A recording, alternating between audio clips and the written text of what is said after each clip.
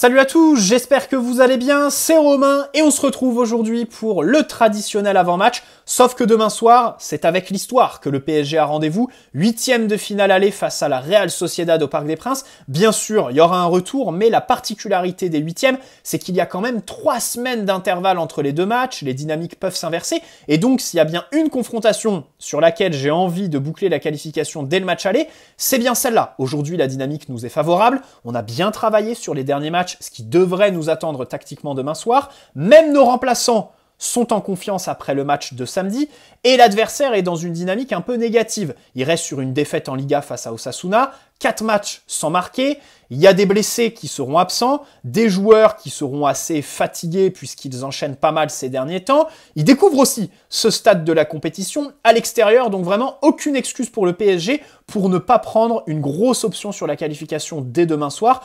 Surtout que j'attends beaucoup plus de ce match-là que le retour qui va se jouer dans une dynamique qui sera probablement différente, comme je l'ai dit, dans un stade qui nous sera hostile quand on connaît les difficultés qu'a connues le PSG par le passé à l'extérieur. Bien sûr qu'il faut maximiser dès demain, avoir du sang-froid, mettre au fond les occasions qu'on va avoir parce qu'on va en avoir, et donc prendre une option comme je l'ai dit. Commençons par revenir sur notre adversaire, la Real Sociedad, une équipe qui est très bien rodée, qui sont ensemble depuis des années. Finalement, c'est là la plus grosse différence entre eux et nous. Nous, en deuxième mi-temps, il y a une probabilité qu'on lâche parce que nos joueurs, déjà individuellement, sur les recrues qu'on a eues cet été, peu connaissent vraiment le plus haut niveau, enfin les Kolo Muani, Gonzalo, Ugarte et compagnie, c'est des joueurs qui découvrent ce contexte. Collectivement, on a eu une refonte de l'effectif total, alors que de l'autre côté, la Real Sociedad, même s'ils n'ont pas d'expérience à ce stade de la compétition, c'est une équipe qui joue ensemble depuis 4-5 années avec le même entraîneur. Et bien sûr, ils ont du coup une sorte de confiance qui ressort chez eux. Et peu de probabilité que les mecs lâchent complètement, que mentalement il y ait des erreurs qui se dilatent complètement, surtout qu'ils ne l'ont pas montré dans les grosses échéances qu'ils ont eues cette saison en Liga et en Ligue des Champions. Malgré ça, ils sont un peu fatigués, il y a des blessures. Oyarzabal, alors son entraîneur a annoncé qu'il va faire le déplacement, mais ça fait 10 jours qu'il traîne une blessure au genou. Normalement, il ne sera pas titulaire, c'est la tendance aujourd'hui. Et c'est vraiment une bonne nouvelle parce que c'est le seul attaquant qui tourne un petit peu chez eux. Oumar Sadiq et André Silva, qui sont derrière lui, font pas une saison exceptionnelle, pour pas dire nulle. Donc vraiment, ça, c'est aussi une bonne nouvelle pour nous. Alors, ils ont perdu 1-0 ce week-end.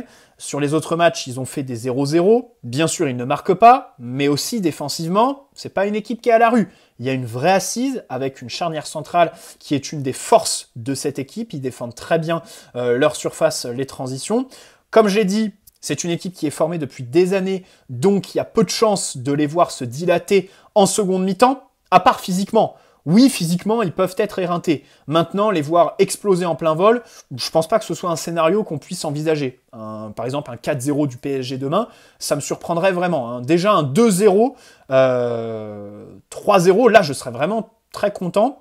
Et 4-0, 5-0, enfin, ce genre de score, je les vois pas. Et puis surtout, très PSG, je nous vois bien encaisser un but, offrir à la Real Sociedad ce que leurs adversaires ne leur offrent plus, bien sûr. Le PSG, c'est l'équipe qui a fait briller de mille feux Ruben Loftus-Cheek au match à San Siro. Donc à partir de là, on peut s'attendre à tout.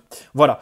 Par rapport à Lille et Brest, qu'on a eu donc ces derniers temps, je pense que la Real sortira mieux les ballons, notamment avec des circuits un peu plus intérieurs, un peu plus aériens aussi, puisque c'est une équipe qui sait jouer dans les airs. Là, il y a un vrai défi pour le PSG, notamment pour le poste de numéro 6, mettre de la taille, des joueurs qui gagnent des duels. On sait très bien que c'est quelque chose sur lequel on a quand même beaucoup de défauts. Il va falloir résister, c'est pour ça que la titularisation de Danilo est évidemment acquise. Et donc maintenant, venons-en à nous. Le 11, bien sûr, la structure, pas de débat, ce sera le 4-3-3 avec le poste de latéral milieu de terrain, voilà. Ça, c'est déjà un bon point, hein, parce que l'année dernière, face au Bayern Munich, Galtier, alors il y avait eu le 3-4-3, le 4-4 de Losange, le 4-3-3 à un moment donné, et il nous sort un 4-4-2 avec 2 lignes resserrées sur le match aller. Bon bref, là, on a quand même une sacrée certitude, c'est ce 4-3-3 qui s'est imposé, hein. Après aussi, comme l'année dernière, des tâtonnements sur la structure à adopter, avec notamment ce match à Newcastle en 4-2-4, ce début de saison avec un système en 3-2-2-3. Finalement, on l'a retrouvé grosso modo là, avec quelques ajustements. Donc voilà, la structure déjà est une certitude, ça fait plaisir. Tout comme les consignes qui seront données par Luis Enrique. Maintenant, le choix des hommes. Bon, bien évidemment, dans les cages, Donnarumma. Alors lui, c'est comme Dembélé. C'est le genre de joueurs qui, en ce moment, sont dans une bonne dynamique, donc tu es en confiance avec eux, mais c'est aussi le genre de joueurs qui sont capables de casser cette dynamique sur une seule action, en loupant une occasion de but pour Dembélé, ou en faisant une bourde pour Donnarumma. Donc évidemment, demain, on espère que la pièce tombera du bon côté avec ces deux joueurs assez aléatoires quand le plus haut niveau se présente à eux, et bien sûr, aucun doute sur les qualités de Donnarumma. Par contre, sur sa ligne, sur les frappes à bout portant, dans les airs, il a montré quelques qualités ces dernières semaines. Donc vraiment, et puis même au pied aussi, hein, j'ai envie de dire, face à un pressing, attention, de la Real Sociedad, qui n'hésitera pas à aller jusqu'à lui.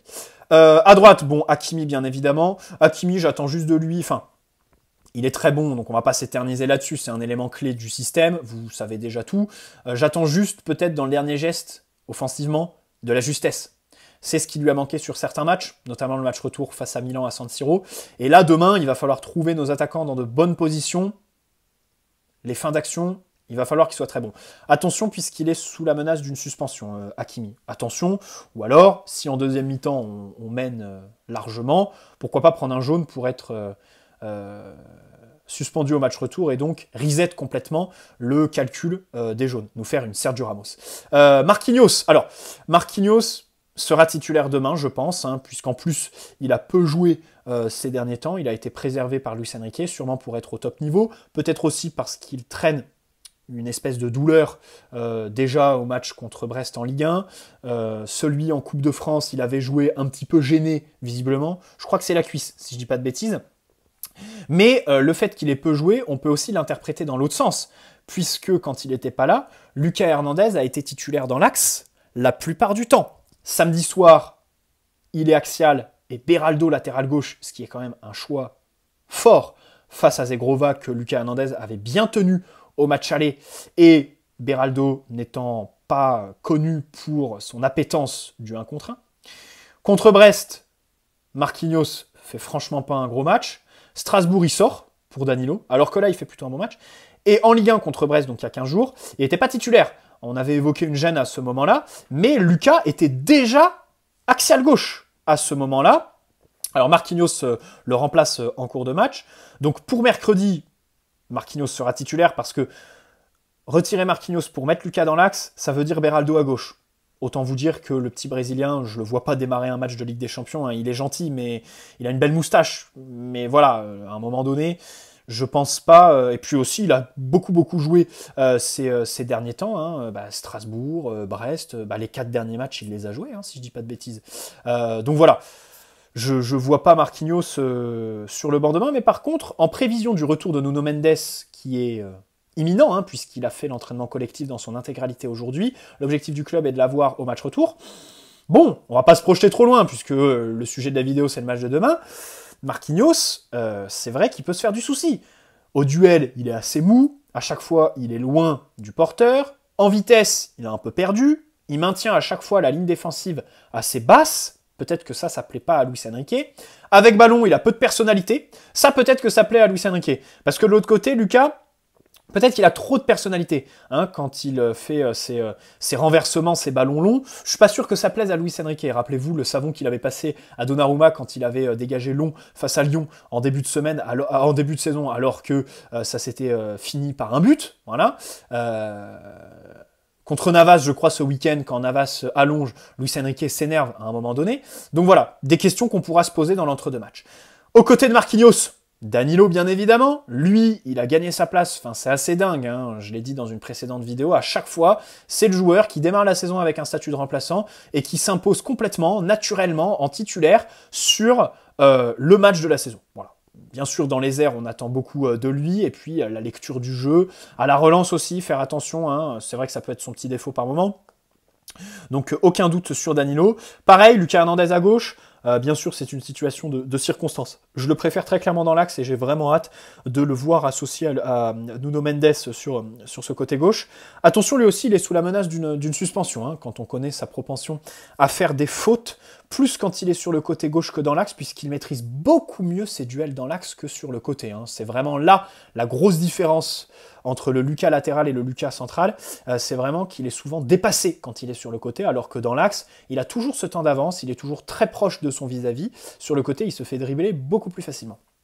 Alors, là, ça se corse. Devant la défense, le poste de numéro 6, alors j'ai répété sur plusieurs vidéos, je suis team Manuel Ugarte, que j'aime bien sur les derniers matchs. Maintenant, il faut se rendre à l'évidence, je ne vois pas Luis Enrique le titulariser demain.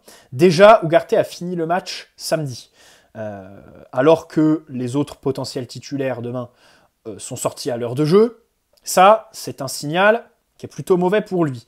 Je pense aussi que le staff préfère mettre plus de technique face au pressing que la Real Sociedad va imprimer. Et donc, j'ai développé son cas hier dans la vidéo, donc Ugarte, on va pas s'éterniser là-dessus. Au poste de numéro 6, le duel, c'est Fabian Ruiz-Vitinha. Et perso, je pars plutôt sur Ruiz, même si ces derniers temps, c'est bon match, c'est pas en 6, mais en relayeur, l'Espagnol. Malgré ça, Vitinha est petit, son gabarit face au dégagement long de la Real Sociedad me fait un petit peu peur. Au duel, bon, je m'éternise pas là-dessus.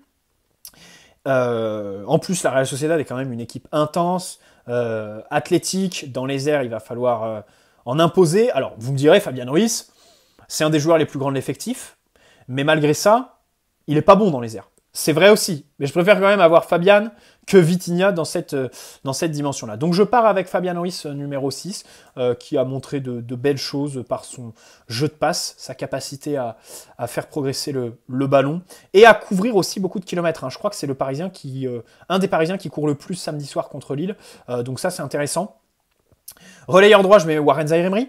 Alors contre Strasbourg, il était relayeur gauche, mais contre Brest, il fait une super première mi-temps avec Hakimi et Dembélé sur ce côté droit. J'espère qu'il fera la même demain. Je m'éternise pas là sur lui, hein, c'est une des valeurs sûres avant un match de Ligue des Champions, bien sûr. À gauche, gros débat entre du coup Vitinha et Marco Asensio. Personnellement, je pars plus sur Vitinha. D'abord parce que d'un point de vue objectif, je pense que Luis Enrique va le titulariser. Il a été remplaçant contre Lille et Strasbourg. Il a joué 90 minutes sur les 2 matchs contre Brest, qui étaient les plus importants, je pense, aux yeux de Luis Enrique dans la préparation de la Ligue des Champions. Donc ce scénario va clairement sur une titularisation de Vitinha demain. Asensio, il me semble un peu juste en termes de volume de jeu pour ce rôle de relayeur. Il y a aussi la question des coups de pied arrêtés, puisque la Real Sociedad a encaissé un but sur un corner ce week-end. Asensio, c'est vrai qu'il a pour lui de bien tirer les corners.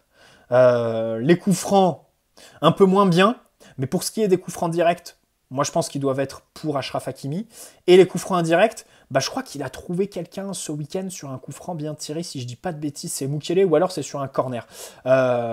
Mais c'est vrai qu'il a à son avantage par rapport à un Dembélé ou Vitinha, qui par contre, eux, tirent très mal les corners ou les coups francs. Asensio est un peu meilleur. Et c'est vrai que demain, ça peut être quelque chose d'important. Mais je préfère titulariser Vitinha pour évidemment sa connaissance de l'équipe, des plus gros rendez-vous Ligue des Champions avec le PSG, puisque Asensio a beaucoup plus d'expérience que Vitinha dans la compétition à l'échelle de sa carrière.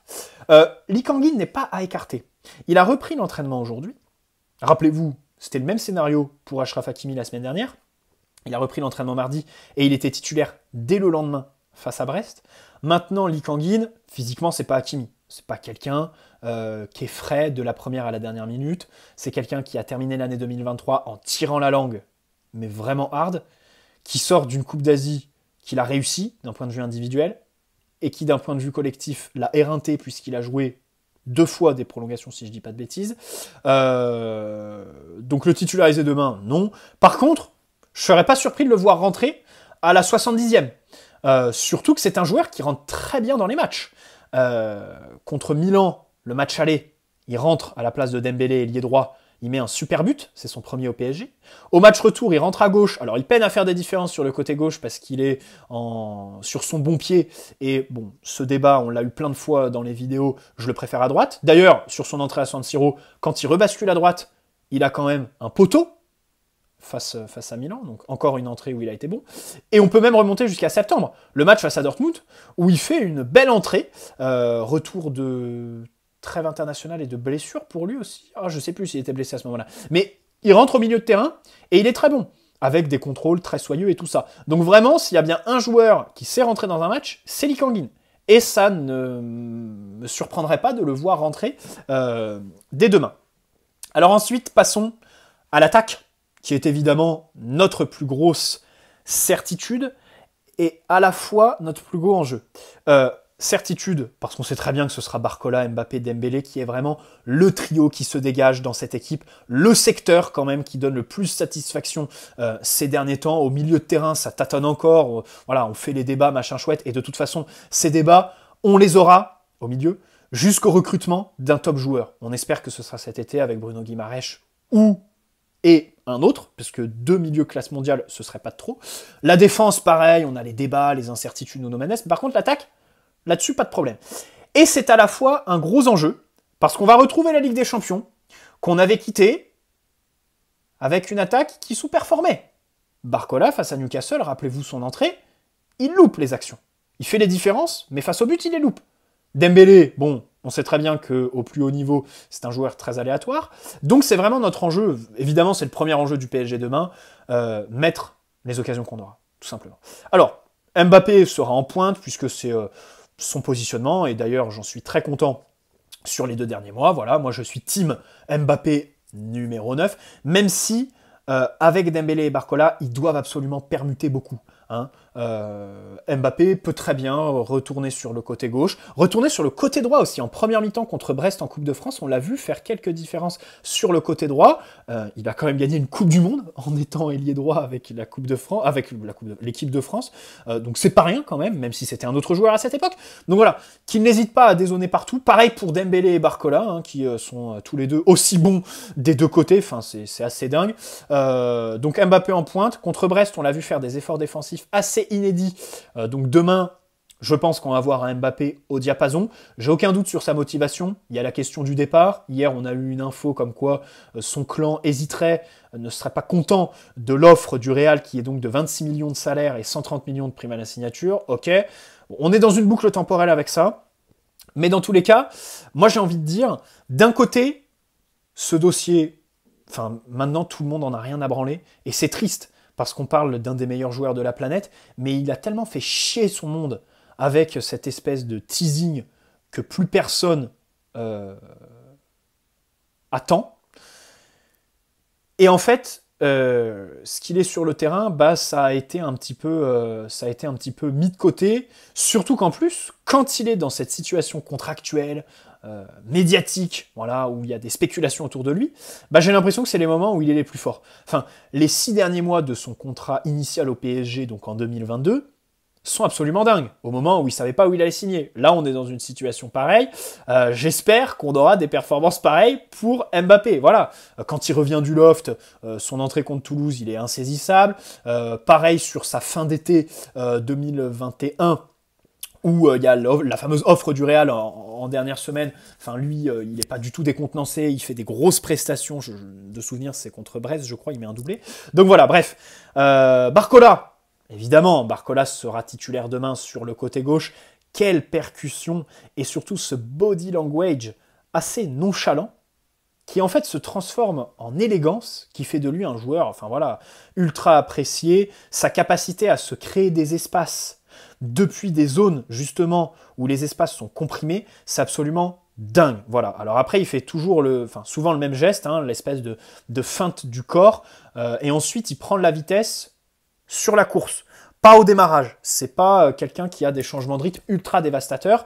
Alors, est-ce que ce geste va lui rester pendant toute sa carrière? Est-ce qu'il va le réussir tout le temps? Ou est-ce qu'il va, un peu à la Arjen Robben par exemple, mais lui c'était sur le côté droit, Ou est-ce qu'il va falloir se réinventer? Ça, ce sera toute la question. Demain, il va avoir Amari Traoré face à lui. Rappelez-vous, c'était un joueur qui était pisté par Leonardo quand il jouait à Rennes.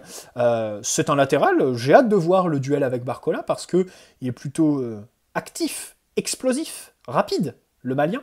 Donc, j'ai hâte de voir ce que Barcola va proposer face à lui demain. Duel très intéressant. Et puis, notons aussi l'apport défensif de Barcola sur un côté où il y aura Kubo, bien évidemment. Barcola est quand même, au-delà de la discipline, un très bon défenseur. Il a des gestes défensifs qui sont assez... Enfin, moi, j'ai le souvenir de certains retours dans sa surface de réparation pour chipper un ballon à un joueur qui est dans la surface de manière très propre, en fait, tu vois. Enfin, t'as le risque de faire pénalty, en fait. Hein. 90% des attaquants, ils te font pénalty là-dessus. Et lui, non, il récupère les ballons. Je crois que c'était contre Clermont en septembre. Donc vraiment, super Barcola. On a hâte de voir ce qu'il va donner demain. Et faisons déjà un premier bilan, puisqu'à l'échelle de sa carrière, c'est quand même dingue d'être titulaire en puissance en 8e de finale de Ligue des Champions. Sachant qu'il y a un an, à Lyon, il n'avait pas de temps de jeu, il voulait partir en Suisse, le départ était acté, c'est Laurent Blanc et Lyon qui l'ont retenu. Au final, aujourd'hui, il en est là. À l'échelle de sa saison aussi, en octobre, quand il a eu 2-3 titularisations, il n'a pas donné satisfaction, contre Strasbourg par exemple, avant le match aller contre Milan, où il ne rentre pas au Parc des Princes, en Ligue des Champions. Brest ensuite, il est un peu moyen. Et puis en novembre, et ben voilà, il a réussi, il a repris confiance, et depuis, c'est un des joueurs du mois de janvier pour le PSG de Luis Enrique, en grande confiance, et donc on espère que demain, ça va se traduire. Alors, il y a quand même un gros enjeu avec lui. Comme je le disais, face à Newcastle, son entrée, elle est dévastatrice, mais il fait pas les différences face au but. Et donc, moi, je me souviens de ça. Vous me direz demain, ouais, Ousmane Dembélé, faut qu'à la finition, il soit bon. Mais moi, je mets Barcola dans le même sac, en fait. Je mets Barcola dans le même sac que Dembélé. Même en jeu, avec lui. Fais taire Daniel Riolo, s'il te plaît. J'ai grande confiance en lui pour ça. Et j'espère vraiment que demain, voilà, il va pas gâcher les occasions. Il va les mettre. Et puis, pourquoi pas aussi, même une passe décisive, hein, voilà, je parle pas que en termes de but, hein, même délivrer une passe décisive, ce serait super, puisque même ça, il le fait beaucoup ces derniers temps. De magnifiques passes décisives, hein, samedi pour Colomani, et puis la louche pour Marco Asensio contre Brest au match en Ligue 1. Ousmane Dembélé, venons-en. Bien sûr, Ousmane Dembélé, alors déjà, c'est un bonheur de le voir à ce moment de la saison, hein, puisque la plupart du temps au Barça, il était blessé. Là, physiquement, il a fait une première partie de saison pleine, il y a eu de la gestion sur le mois de janvier, mais du coup, il a pris quand même du rythme sur les 2 derniers matchs, et là, il a l'air plutôt en forme. Face à Lille, il est époustouflant, il marche sur l'eau. Bien sûr que c'est un joueur absolument fantastique, qu'on ne peut que aimer. Bien sûr qu'ici, on l'a toujours adoré. Déjà parce que c'est un super joueur de vestiaire qui est toujours de bonne humeur, qui est super drôle. Enfin voilà, c'est un joueur qui doit mettre de bonne humeur tout le monde. La personnalité est très attachante. Bien sûr, dans le jeu, il fait quelques fantaisies qui sont très utiles, hein, puisqu'il va faire les 1 contre 1, les petits ponts, les slaloms. Mine de rien, c'est un joueur qui est capable de faire des actions absolument dingues. Enfin, il garde le ballon et il part en action de dribble en slalom pendant 10, 15, 20 secondes en fait. Alors parfois, il faudrait qu'il lâche son ballon plus tôt, mais la plupart du temps, le déséquilibre qu'il provoque en gardant autant le ballon, en allant vers le but en plus, vers l'axe, vers la zone de densité, c'est complètement dingue. Et le faire, et continuer à y aller, et ne pas penser à la dernière action où il a buté sur le défenseur, et il y retourne, vas-y, je garde la confiance, j'y vais, mais c'est incroyable, c'est incroyable. Et puis de l'autre côté, c'est un joueur fantasy, football total régal, mais aussi un joueur qui est très connecté au projet de Luis Enrique, parce qu'il fait le pressing, notamment contre Brest, ce week-end, donc vraiment ça fait très très plaisir. L'apport défensif est énorme. Au-delà du pressing, il fait des replis qui sont incroyables, Dembélé. Donc vraiment, demain, on en attend énormément. Alors, comme je disais pour Donnarumma, avec Dembélé, c'est vrai qu'on arrive au moment où il peut te louper une occasion dingue, où il peut te coûter un but, et que du coup, ce soit la tâche de sa saison. On se souvient, au Barça, au match aller contre Liverpool, ça passe au gardien. Il n'y a plus qu'à espérer qu'il soit dans un bon soir, et que du coup, tout ça ne soit que la cerise sur le gâteau qu'il a quand même construit sur cette première partie de saison, ultra réussie pour lui. Enfin, c'est probablement, bon, non, probablement, enfin certainement la meilleure recrue de l'été, évidemment, celle qui s'est le plus imposée, connectée dans le projet de Luis Enrique, celui qui est le plus important. C'est absolument dingue.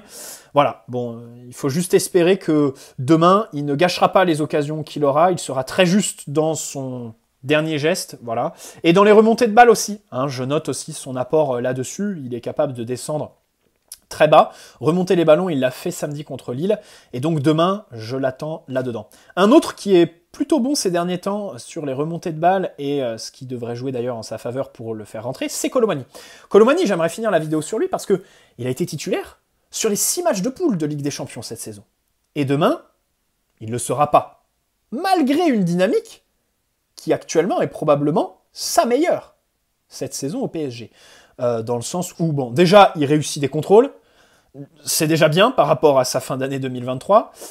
Il fait des différences, il a eu un beau duel samedi soir face à Lille. Alors, c'était un duel où il se répondait avec Santos, Thiago Santos. Le défenseur gagnait des duels, Colomani en gagnait d'autres. Il y a des différences dans les déplacements, notamment dans la surface. Hein. Il est très intéressant. Contre Strasbourg, il obtient un penalty.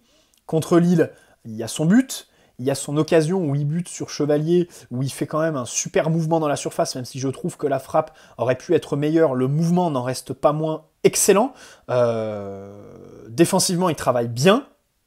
Et à la relance, comme je disais, il est capable d'être un point de fixation, de prendre les ballons dos au but et d'être beaucoup plus intéressant dans cette dimension-là que sur des matchs de la première partie de saison. Par exemple, son match face à Milan, voilà, où il avait été invisible là-dedans. Donc moi, je le vois bien rentrer à la 60-70e minute. Colomani, Lee Kang-in, ça peut être... ça témoigne quand même d'un banc du PSG beaucoup plus étoffé, beaucoup plus en confiance que l'année dernière quand même, hein, que les autres années d'ailleurs. On peut faire le parallèle avec d'autres saisons. Donc vraiment, c'est un bon point de voir Luis Enrique aligné demain. Voilà, une équipe tout à fait en forme, en confiance, avec bon 3 blessés, mais globalement, il va aligner le 11 qui a le plus joué cette saison, qui est le 11 le plus à même de commencer demain, parce que bon, Nuno, Kimpembe, ils sont tellement pas dans les débats cette saison que voilà, on peut pas trop les compter comme absents. Milan Skriniar, bon, je pense que Danilo l'aurait dépassé dans la hiérarchie. Donc voilà, espérons que demain le PSG gagne, prenne une option sur la qualification comme je l'ai dit, le pressing, voilà, moi je vois bien le PSG avoir cette approche d'aller presser la Real Sociedad et essayer de les étouffer, de marquer tout ça pour marquer très rapidement. Au moins sur le début de match, je pense. Hein. J'espère que le PSG va marquer sur les 20 premières minutes. Voilà. Si on n'a pas marqué après les 20 premières minutes, parce que le problème c'est que les qualités de la Real sont les défauts du PSG. C'est-à-dire, et vice-versa, puisque la Real, ils sont forts dans l'axe, avec une charnière, un gros milieu de terrain. Nous, au milieu, bon, c'est un peu compliqué. Donc, sur nos temps faibles, peut-être qu'ils vont réussir à nous faire très mal, sachant que le PSG est déjà une équipe qui gère très mal ses temps faibles. De l'autre côté, nos temps forts vont leur faire mal, hein, parce que sur les côtés, bah, c'est leur défaut. Hein, Barcola, Dembélé devraient faire des différences. Après, les presser sur tout le match... Je ne sais pas si c'est la solution. Au moins sur la première demi-heure, j'attends vraiment un gros début de match du PSG dans cette dimension-là. Après, tu peux te permettre de leur laisser le ballon dans le sens où, alors ils n'auront pas leur meilleur numéro 9, c'est une équipe qui n'est pas du tout en confiance offensivement. Dans la surface, ils font peu de différence. Enfin, ils n'ont pas marqué de but depuis 400 minutes pratiquement, je crois. Donc en fait, tu peux leur laisser le ballon, défendre et essayer par séquence d'exploiter les espaces qu'ils vont du coup laisser dans le dos de leur défense, essayer de prendre la profondeur avec les fusées Mbappé, Dembélé, Barcola et tout ça. Donc ça aussi, ça peut être assez intéressant, surtout qu'à l'inverse, si tu les presses beaucoup, ils peuvent aussi, eux, être dévastateurs. hein, avec Kubo qui peut faire des différences et te déséquilibrer très rapidement ton bloc. Quand on connaît l'appétence du PSG à se jeter dans les duels pour se faire massacrer et au final être en infériorité numérique, faisons attention là-dessus. Donc il y a un petit équilibre. Moi je pense que, si je devais nuancer, l'approche pressing qu'on a vue contre Lille, on doit l'avoir sur la première demi-heure. Et si on ouvre le score sur la première demi-heure, là, tu peux te permettre un bloc médian. Peut-être pas bas, parce que oui, la Real Sociedad n'est pas en confiance offensivement, oui, ils seront probablement pas très dangereux si tu leur laisses le ballon, mais de l'autre côté, bon, on défend tellement n'importe comment, on a tellement une faculté à offrir des buts, et je pense que demain, moi, si j'avais un prono à donner, le prono aux supporters du PSG, ce serait 3-1, parce que j'ai envie de voir mon équipe gagner, j'ai envie de voir le scénario parfait demain. Après, peut-être un 2-1 d'un point de vue objectif serait plus probable à mes yeux. Après, le 3-1, ça peut se jouer aussi. Mais bon, je nous vois quand même encaisser un but. C'est mon côté un peu négatif, un peu pessimiste vis-à-vis de mon équipe qui a quand même donné des buts de manière gaguesque sur la première partie de saison en Ligue des Champions. 30 minutes d'avant-match, je pense que vous avez toutes les clés. J'espère que cette vidéo vous aura plu. N'hésitez pas à poser un like si c'est le cas, vous abonner si ce n'est pas déjà fait. Et on se retrouve demain soir, les gars, pour le débrief. Ça fait plaisir d'être vraiment sur la semaine de l'année. Ce moment qu'on a tant attendu et qu'on aborde avec tant de sérénité, c'est déjà un super point de ne pas avoir de polémique, de ne pas avoir dans les médias un débat inlassable sur cette confrontation. Bref, bonne soirée à tous et on se retrouve demain soir. Ciao les amis, bon match, prenez du plaisir avant tout. Allez Paris!